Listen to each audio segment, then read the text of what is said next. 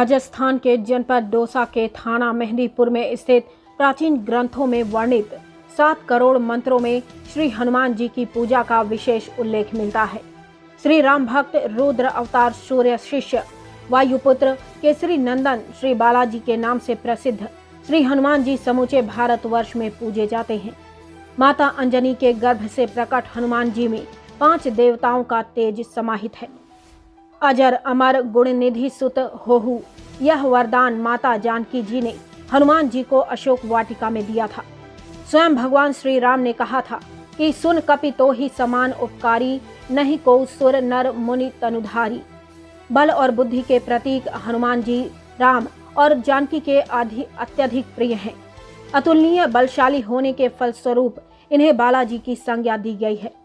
सभी भक्त अपनी अपनी श्रद्धा के अनुसार अलग अलग देवी देवताओं की उपासना करते हैं, परंतु इस युग में भगवान शिव के 11वें रुद्र अवतार हनुमान जी को सबसे ज्यादा पूजा जाता है। यही कारण है कि हनुमान जी को कलयुग का जीवंत देवता कहा गया है।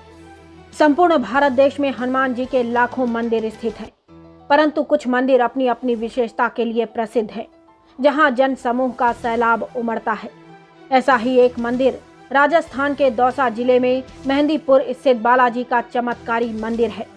यह मंदिर 2 अति सुरमय पहाड़ियों के बीच की घाटी में स्थित है। यह मंदिर 2 अति सुरम्य पहाड़ियों के बीच की घाटी में स्थित होने के कारण घाटा मेहंदीपुर भी कहलाता है। मंदिर करीब 1000 साल पुराना है। इस मंदिर में स्थित बजरंग बली की बाल रूप मूर्ति किसी कलाकार ने नहीं बनाई, बल्कि यह स्वयंभू है। बालाजी की यह मूर्ति पहाड़ के अखंड भाग के रूप में मंदिर की पिछली दीवार का कार्य भी करती है। इस मूर्ति को प्रधान मानते हुए बाकी मंदिर का निर्माण कराया गया है।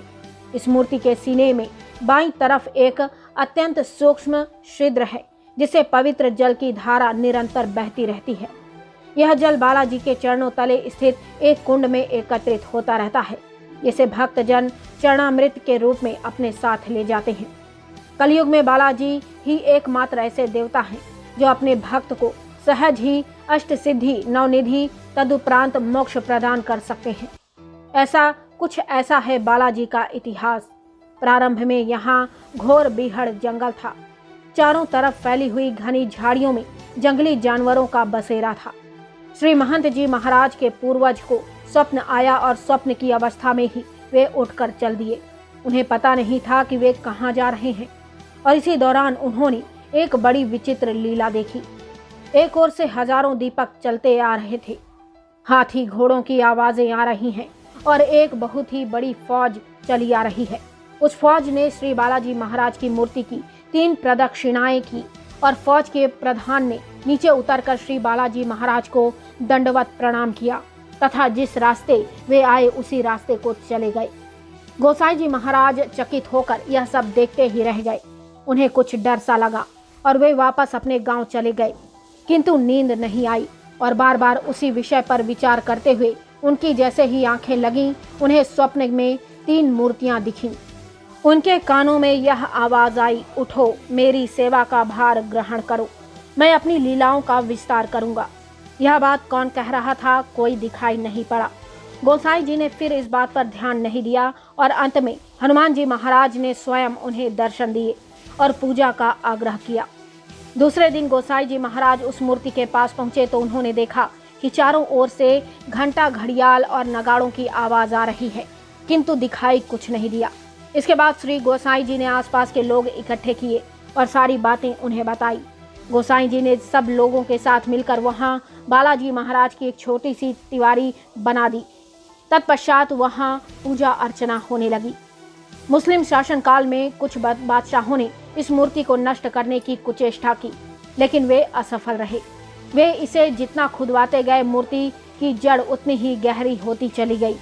थक हार कर उन्हें अपना यह कुप्रयास छोड़ना पड़ा।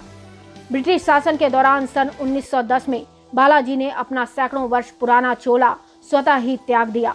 भक्तजन इस चोले को लेकर समीपवर्ती मंडावर रेलवे स्टेशन पहुंचे, जहां से उन्हें चोले को गंगा में प्रवाहित करने जाना था।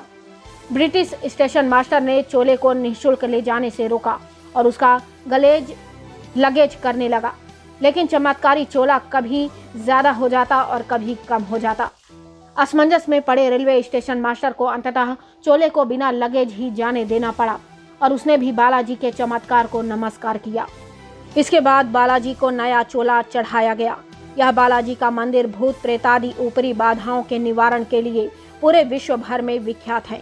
मान्यता है कि तंत्र मंत्र आदि ऊपरी शक्तियों से ग्रसित व्यक्ति भी बालाजी महाराज की कृपा से बिना दवा के स्वस्थ होकर लौटते हैं।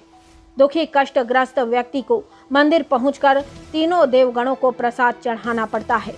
बालाजी को लड्डू, प्रेतराज सरकार को चावल और कोतवाल कप्तान भैरव को उड़द का प्रसाद चढ़ाया जाता है।